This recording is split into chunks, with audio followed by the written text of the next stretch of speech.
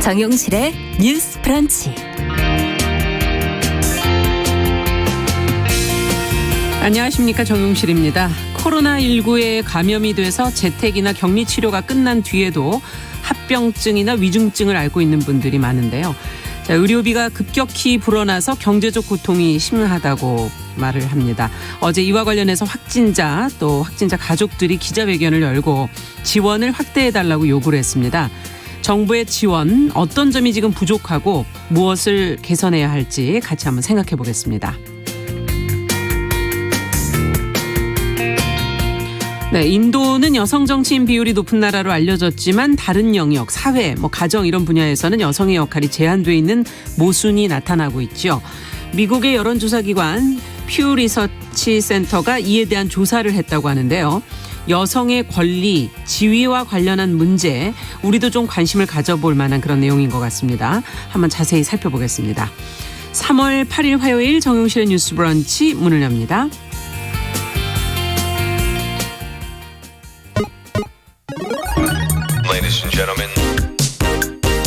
새로운 시각으로 세상을 봅니다. 정용실의 뉴스 브런치 뉴스픽. 네, 정용실의 뉴스 브런치 언제나 청취자 여러분들과 함께하고 있습니다. 오늘 유튜브로 많은 분이 들어오셨네요. 718분이 지금 들어오셨고요. 콩 앱도 저희가 열고 있습니다. 보이는 라디오로 언제든지 보시면서 들으시면서 하실 수 있습니다. 김태현님, 김영현님 콩으로 들어와 주셨네요. 감사드립니다. 자, 첫 코너 뉴스픽 시작하죠. 화요일, 목요일 이 두 분과 함께합니다. 오늘은 두 분 다 전화로 좀 만나보겠습니다. 신보라 국민의힘 전 의원 안녕하십니까? 네, 안녕하세요. 네, 조성실 정치하는 엄마들 전 대표 안녕하십니까? 네, 안녕하십니까? 네, 자, 두 분과 함께 오늘 첫 번째 뉴스로는 아마 세계 여성의 날을 맞아 나온 기사인 것 같은데요. 우리나라의 이 여성의 지위, 임금과 관련된 문제를 보여주는 보도들이 좀 있었어요. 그 내용을 좀 정리해서 저희가 들여다보고 좀 생각을 해보죠. 조성실 대표께서 좀 정리해 주시겠어요? 네, 오늘은 구조적 성차별에 맞서온 여성들의 투쟁 역사를 기리고 성폭력과 성차별 없는 사회를 염원하는 마음을 담아 유엔이 지정한 세계 여성의 날입니다. 네. 세계은행이 이번 2022년도 세계 여성의 날을 맞아서 지지난해부터 한 해에 걸쳐 여성의 일과 법이라는 보고서와 연구 조사를 발표했는데요. 네. 이거는 전 세계에 있는 2천여 명 정도의 전문가들을 중심으로 조사를 진행했고 남성의 지위 및 권리를 100점으로 했을 때 여성에게 각 분야별로 어느 정도의 권리가 부여되어 있는지 전 세계적인 추세를 조사한 결과입니다. 아, 네. 네, 최종적으로는 경제활동 관련해서 여성의 법적 지위와 권리가 남성의 4분의 3 정도에 그친다는 이야기였고요. 네. 네, 대한민국 역시 8개 분야, 즉 이동의 자유라든지 직장, 결혼, 자산, 연금 지표 등은 100점으로 남성과 비슷한 최고점을 받았지만 네. 임금 지표가 25점으로 최하위 그룹에 속했습니다. 저희와 같은 이제 수준의 나라가. 임금 지표 성별 격차를 보이고 있는 나라는 예. 중국, 일본, 인도, 방글라데시, 우즈베키스탄, 콩고, 예멘 등이고요. 이 조사 외에도 이제 국내 한국 CXO라는 연구소가 세계 여성의 날을 앞두고 국내 15개 업종에 있는 150개 대기업을 대상으로 네. 여성 직원 비율과 연봉 격차 등을 조사를 했거든요. 네. 네, 그런데 그중에 4명 중 1명 꼴만이 여성 직원인 것으로 나타났고 평균 연봉이 여성의 임금이 남성의 평균 70% 수준인 것으로 나타나서 네. 여전히 여성의 성별 임금 격차가 대한민국에서 좀 심각한 수준인 것으로 보입니다. 네, 좀 조사 내용 두 가지를 좀 비교해서 얘기해 주셨지만 결과는 크게 차이가 없는 것 같고. 네, 맞습니다. 네, 비슷한 결과를 보여주는 연구 실태 지금 예전을 생각해봐도 거의 비슷한 실태 조사가 꾸준히 나오고 있는 거 아닌가 이런 생각이 드는데요.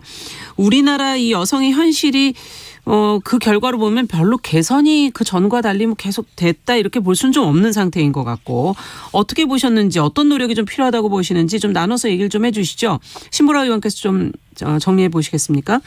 네. 실은 우리나라의 남녀 임금 격차에 대해서는 여러 보도들도 꽤 많이 있었는데요. 네. 이 세계은행 보고서 같은 경우에는 지난해에 이어서 올해도 임금 부분에서 25점 최하점을 받은 것에 대해서는 네. 정말 대체 왜 그럴까? 무엇이 그 최하점을 받은 원인이었을까? 네. 이걸 좀 살펴봐야 할 것 같습니다. 그러네요.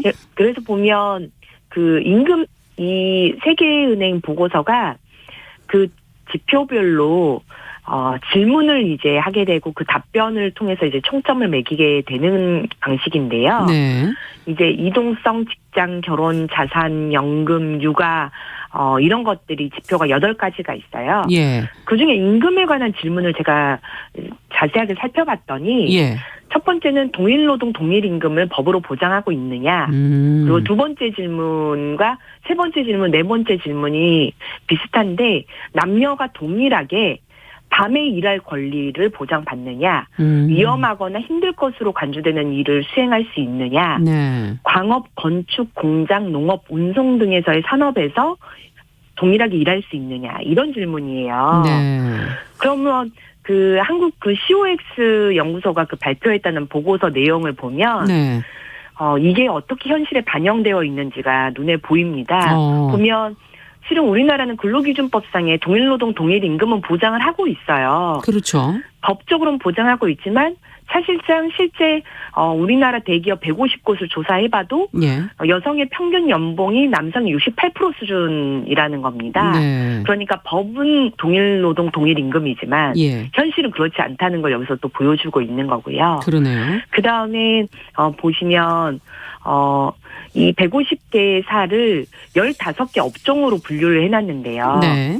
유통, 금융, 식품에서부터 건설, 기계, 자동차, 철강 업종으로 갈수록 여성 비율이 줄어듭니다. 그러니까 그 업종에서 일하고 있는 여성 근로자의 비율이 높은 수준에서 낮은 수준으로 네. 줄어들고 있는 거죠. 네. 예컨대 유통업은 여성 종사자 비율이 53%였다면 예. 철강 분야는 4.7%밖에 되지가 않아요.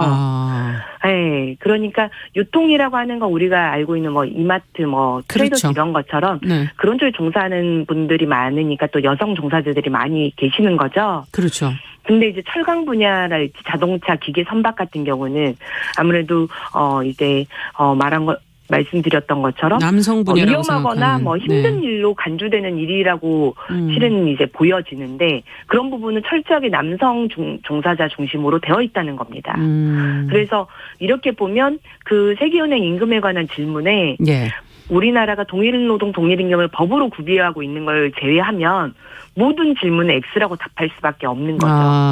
그러니까 최하의 점수가 나오는 나오고. 겁니다. 네. 네. 저는 이러한 임금격차 원인이 여러 가지가 있겠지만 예. 우리나라가 특히 이제 유교적 문화가 강하고 그래서 일본도 비슷하게 아까 중국, 일본이 들어갔죠. 임금격차에 대해서는 최하점을 받고 있습니다. 그리고 특히 남녀 직업에 대해서도 굉장히 오랜 선입견이 좀 있잖아요. 예. 뭐 이렇게 이 분야는 여성 분야다, 남성 분야다. 네. 네, 맞습니다. 그래서 그런 노정된 원인도 가장 크지만 또 한편으로는 여성에게 집중된 돌봄의 부담 그런 것들이 또 이제 경력 단절로 이어지고 네. 그 경력 단절이 호봉으로 측정되는 대한민국의 그 노동시장 구조 속에서는 연봉이 낮아지게 되는 그런 결과로도 이어지고요. 네. 그리고 유리천장 문제도 지속적으로 제기가 되죠. 그래서 이번에 이코노미스트도 OECD 국가 대상으로 직장 내 여성 차별 수준을 지표한 유리천장 지수를 며칠 전에 발표를 했어요. 예. 거기 보시면 29개 중에 우리나라가 최하위였고요. 예. 그래서 여성 경제활동 참가율, 성별 임금 격차, 기업 내 임원 비율, 여성 국회의원 비율 이런 항목들인데 우리나라가 상장사 이사회 중 여성 비율은 4.9%밖에 안 되고요. 네. 여성 중간관리자 비율도 15%. 그래서 다른 나라들의 지표의 절반 수준도 못 미친다. 그래서 이 유리천장 문제도 시급히 개선해야 될 문제라고 생각을 합니다. 네, 지금 뭐 문제점을 짚다 보니까 뭐 상당히 많은데 네. 지금 조 대표님께서도 공감하십니까? 또 어떤 부분을 주목하셨습니까? 네, 지금 말씀해주신 부분을 좀 요약하자면 그 여성과 남성의 이런 성별 임금 격차의 주요한 원인, 또 이런 조사 결과에서 이렇게 격차를 보이는 이유가 성별 분리, 직종별로 성별이 많이 분리되어 있는 문화적 현상과 출산 육아 등으로 인한 고용 단절이라는 부분을 좀 지적해 주신 것 같은데요. 맞습니다. 네, 물론 그런 부분도 무시할 수 없습니다만 네.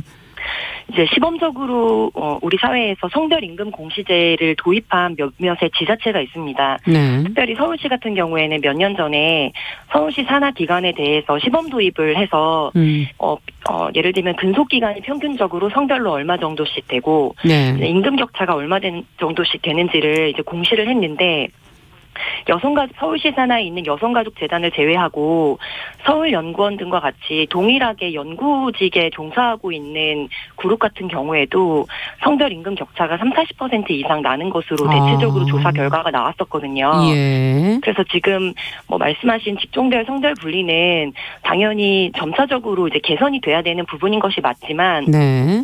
지난해, 지지난해 특별히 대한민국 정치권에서 젠더 갈등 문제를 놓고 구조적인 성차별과 성폭력이 존재하느냐의 논의가 굉장히 중요한 쟁점이었습니다. 네. 근데 여기서 핵심적인 논의를 비껴갈 수밖에 없게 만들었던 논의가 사실은 지금 언급하셨던 직종별 성별 분리 등의 중심을 두고 논의를 했을 때거든요. 예. 네, 그렇기 때문에 저는 이러한 어떻게 보면은 조금 생산성이 떨어지는 논의를 뒤로 하고 가장 우리 사회가 우선적으로 집중해야 되는 의제가 무엇인지 발견하기 위해서라도 예. 성별 임금 공시제의 법적인 도입과 또 동일노동 동일임금 등과 같은 이제 예를 들면 선발에서부터 이제 채용이나 직종을 어떻게 줄 것인가 이런 과정에 있어서 차별해서는 안 된다라는 것이 우리의 남녀평등법에 있긴 하지만 네. 헌법에는 반영이 되어 있지 않은 상황이거든요. 그래서 향후의 개헌 과정에서 예. 분명히 이런 부분에 대한 명시적인 언급과 법적인 이제 명시화가 필요하다 이런 부분을 좀 강조를 하고 싶어요. 네. 성별 임금 공시제라는 것은 현재 부분적으로만 도입이 되어 있고 그리고 이제 고용노동부의 일정 부분 대중에게는 공개되지 않고 그 회사에 고용되어 있는 사람에게도 공개되지 않고 정부에게만 비공개로 이제 보고하는 공시 자료 정도로만 존재하고 있습니다.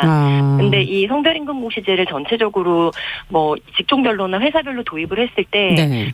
실질적으로 내가 어느 정도의 이제 급여를 받고 있고 우리 회사의 구성원이 어떤 비율과 예를 들면 그렇죠. 얼마나 근속을 했느냐 성별이 어떻게 구성되어 있는지에 따라서 이것이 합리적인 차이에 불과한지 네. 아니면 명확하게 이것에서 시정이 필요한 차별이 존재하는지를 입증할 수 있는 근거 자료가 됩니다. 네. 남녀평등법에 고용 과정에서부터의 성차별을 금지하고 있지만 사실 수십 년에 걸쳐서 우리 사회가 그것과 관련된 소송을 실질적으로 많이 진행하지는 못했습니다. 네. 왜냐하면 소송을 진행하기 위해서는 차별을 증명하기 위한 정보를 수집해야 하는데 우리 사회가 일반인이 그것을 정보 접근하기가 굉장히 어렵거든요. 네, 비공개로 되어 그래서 있으니까요. 네, 맞습니다. 예. 법적인 입증 책임과 정보 접근성의 문제가 결국에는 권리이고 권력인 것만큼 네. 이제 우리 사회가 이런 부분에 있어서 우리 법제화하지 않으면은 사실은 계속해서 논의가 공회전을 돌 수밖에 없는 거죠. 왜냐하면 성별 임금 격차의 차이를 줄 수 있는 것은 뭐 전공이라든지 네. 통역이라든지 등등의 것이 있기 때문에 근데 이제 굉장히 많은 연구 자료에서 전 세계적으로 학력 섹터라든지 가정환경의 섹터라든지 이런 것을 고정값으로 했을 때에도 네. 여전히 같은 직종과 같은 근속 연수에서 성차별적인 임금 격차가 나타나고 있다는 것은 특히 한국 사회에서 그것이 크다는 것은 좀 여실한 것이고요. 근데 좀 가장 우려되는 것은 이번 대선에서 이른바 이대남 전략이 좀 굉장히 공세적으로 이루어지고 네. 여성가족부 폐지 등과 같은 성별 갈라치기라고 비판받았던 화두 등이 중심이 되면서 네. 근데 그래서 어떻게 하겠다는 알맹이는 지금 없거든요. 네. 예를 들면 여성가족부를 폐지하면서 고용노동부에서 그런 부분들을 감시하겠다고 하겠다는데 현실적으로 지금 여성가족부와 고용노동부 양쪽에서 진행을 해도 진행이 되고 있지 않은 상황입니다. 그래서 역사적인 방향과 전 세계적인 추세에 역행하는 공약과 혐오 전략 등에 대해서 굉장히 우리가 이것을 정말 무게 있게 보고 정말 이것이 또 특별히 보수 후보들 같은 경우에는 여성 정책들을 살펴보시면 오직 재생산 중심의 여성 정책 편향성을 가지고 있거든요. 네. 그래서 아이를 낳고 기르는 데에만 집중되어 있는 엄마 전략에 굉장히 우선적인 공약을 뒀습니다. 근데 이것은 현재 아이를 낳지 않았거나 아이를 낳을 의사가 알겠습니다. 없는 여성들을 지우는 방향이라고 볼 수 있기 때문에 이번 선거를 비롯한 향후의 정치권에서 여성들이 계속해서 발언권과 결정력을 가지기 위한 싸움과 권리 쟁취의 행동들을 계속해야 한다고 생각합니다. 네, 어쨌든 법제도적인 것부터 우선 먼저 정비하고 정보 공개를 해야 한다 이런 얘기를 네. 해주셨어요. 그러면 신보라 의원께도 정책적 노력을 뭘 해야 될지 좀 들어봐야 될 것 같은데요. 문제점만 네. 짚어주셔서. 네. 네, 우선 정책이 국민 의식을 선도하기도 하고 때로는 국민 의식이 정책을 부르기도 하는데 네. 저는 이제 조 대표님 말씀해주신 그런 방향에서도 공감을 하지만 한편으로는 이제 적극적인 그런 노동시장 정책, 예컨대 공공근로, 취업발전, 직업훈련 네. 등을 말하는 그런 고용 서비스를 내실화하면서도 그 과정에서도 직업적 편견을 해소해가는 노력이 중요하다는 이야기들을 전문가분들이 하시더라고요. 네. 지금 우리나라가 그 공공고용 서비스의 GDP의 0.04%만 지출을 하고 있는데 네. 덴마크 같은 경우에는 0.4% 이상을 그런 고용 서비스에 투자를 합니다. 네. 근데 우리나라 같은 경우도 최근에 이제 경단녀 이제 J커브처럼 네. 이렇게 V커브처럼 떨어질 때 고용 알선을 할 때 자꾸 질 낮은 일자리로 유도를 해 가면서 네. 오히려 차별적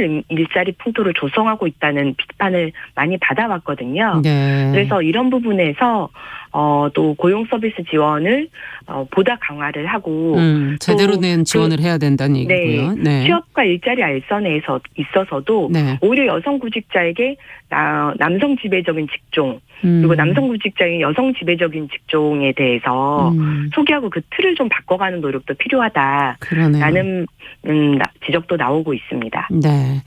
자, 앞으로 이 부분은 좀 정말 어떻게 더 개선을 해가야 될지 계속 좀 관심 갖고 저희가 들여다보도록 하겠습니다. 자, 또 두 번째 뉴스는 지금 코로나19 위중증 환자 숫자가 또 늘면서 지금 가족들이 눈덩이처럼 지금 불어난 치료비를 감당하기 힘들다면서 지금 정부 지원 확대를 요구하는 기자회견을 했거든요. 어떤 내용이 나왔는지 어떤 제도적인 보완이 필요할지 같이 한번 들여다보겠습니다. 신보라 의원께서 좀 정리해 주세요. 네, 코로나19 위중증 피해 환자 보호자 모임이 7일 청와대 앞에서 기자회견을 열고 위중증 환자들의 치료비 부담 실태와 함께 대책 마련을 촉구했습니다. 네. 이 피해 환자 보호자 모임이 밝힌 사례에 따르면 기초생활수급자 70대 분이 2달 넘게 입원을 하게 됐는데 네. 총 치료비가 1억이 넘고 이 중에 환자 부담액도 3,600만 원이 넘는다고 하더라고요. 예. 물론 기존에 고혈압 등의 질환이 있었지만 코로나19 감염 이후에 현재는 의식이 없는 상태에서 중환자실에서 에크모를 장착하고 지내고 있는 상황이라고 합니다. 네. 그래서 이 부담이 만만치 않은 상황인데요. 현재 코로나19 환자 치료비는 격리 해제 그러니까 검체 채취로부터 7일 전까지만 지원이 가능하고요. 네. 이후에는 증상이 있어도 일반 중환자실로 이동을 하고 지원은 받을 수가 없게 됩니다. 그래서 위중증 환자 보호자 모임은 이 격리 해제가 완치가 아닌데도 네. 격리 중환자실에서 일반 중환자실로 이동하는 순간 정부의 치료비 지원이 끊긴다. 이에 따른 정부가 전액 지원해야 된다라고 주장을 했습니다. 네. 정부는 코로나19가 완치된 상황에서 기저질환에 대한 치료비까지 지원하는 것은 논란이 있기 때문에 검토가 필요하다는 입장인데요.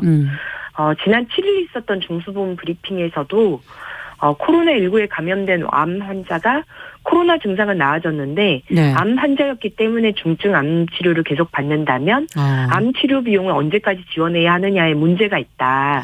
면밀한 검토가 필요하다라는 답변을 하기도 했습니다. 네, 지금 말씀을 들어보니까 이제 정부 지원을 확대하면 좋겠지만은 또 이제 확진자 너무 폭증하고 있는 네. 상황에서 어느 선까지 해야 될 것이냐 재정 문제를 또 고려하지 않을 수가 없을 텐데 두 분께서는 어떻게 보시는지 모르겠어요. 조 대표님 어떻게 보십니까? 어떻게 해결할 방법이 있을까요?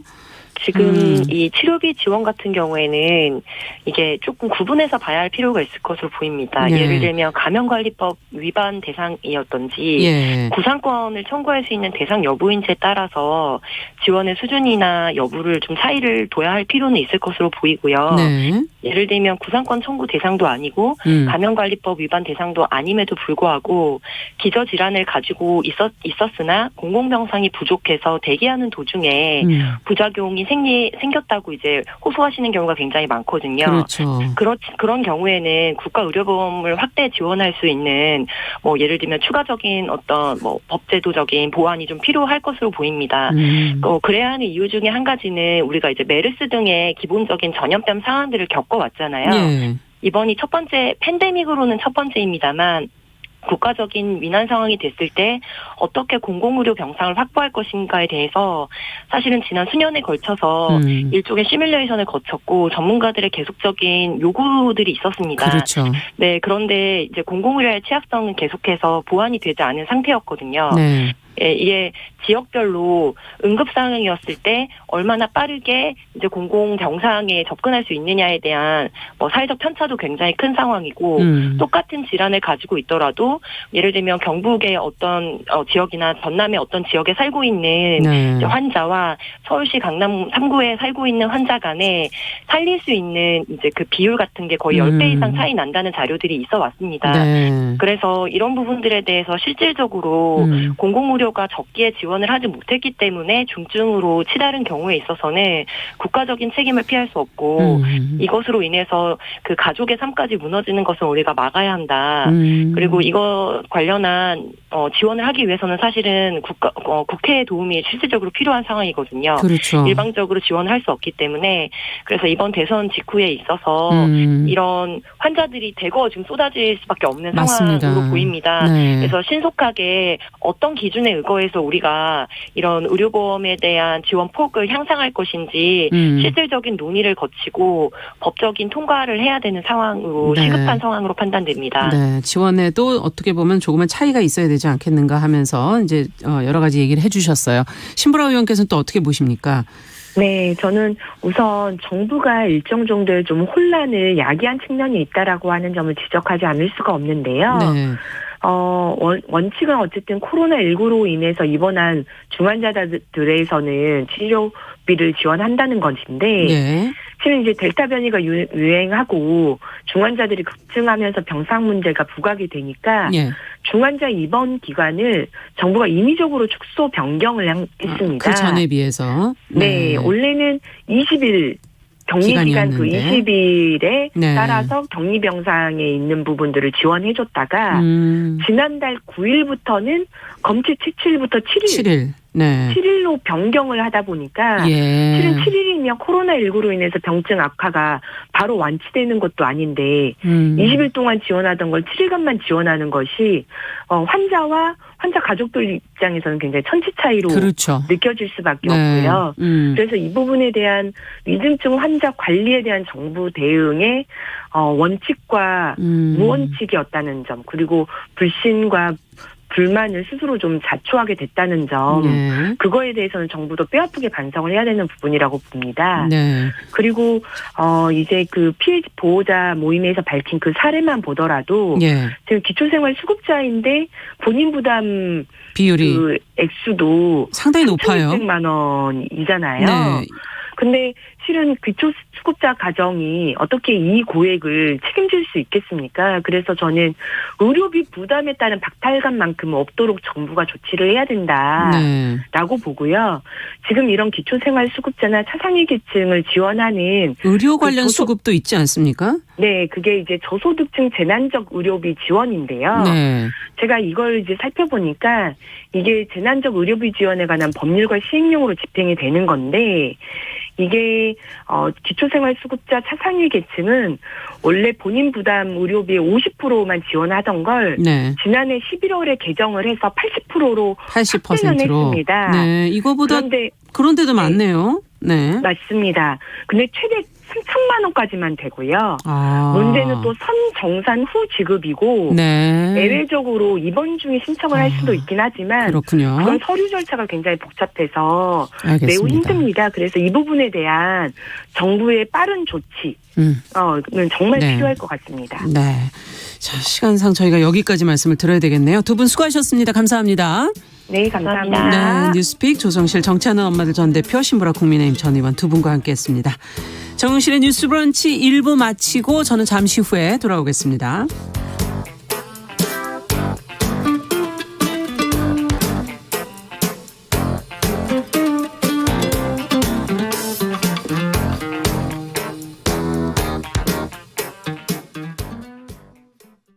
지금 시각은 11시 30분입니다.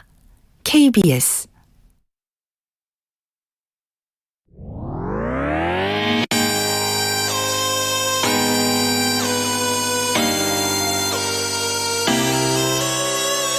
어떤 사람들은 삼루에서 태어났으면서 자신이